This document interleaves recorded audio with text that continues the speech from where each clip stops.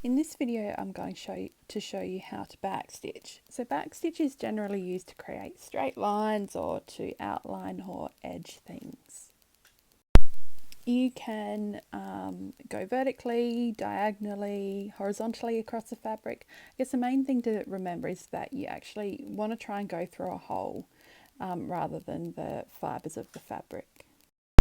So beginning from the back, we're going to push our needle through the fabric, and just like with cross stitch, we're going to leave a little tail which will catch under the stitches that we create.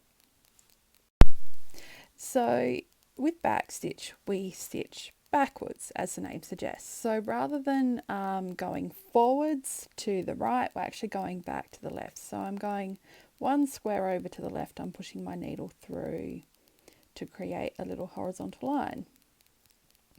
Now to create the next stitch, I'm actually going back to the right and one square over. So the way I think about back stitch is that, have you heard the saying, one step forward, or one step back, two steps forward? I kind of translate that into stitching. So you go one stitch back or one square back and two squares forward. So that's a really good way to remember back stitch. So we're always stitching back one square and then we're starting our next stitch two squares to the right. So as you're stitching, you just want to remember to catch the little tail in the in your stitches.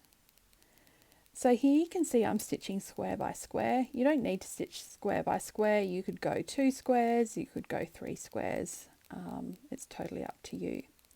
Now to do a diagonal, what I'm going to do is I'm going to come up in the corner of one and I'm going to just go diagonally up to that to the left. So you can see how you can create different line directions.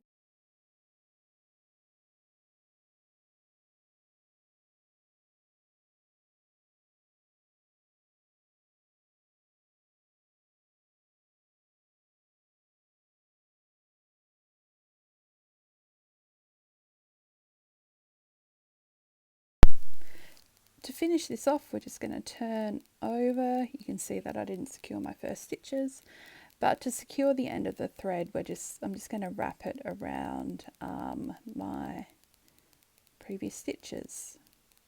And if you forget to secure that end, you can see that I'm kind of just wrapping my thread around it. Then snip it off, and that is back stitch.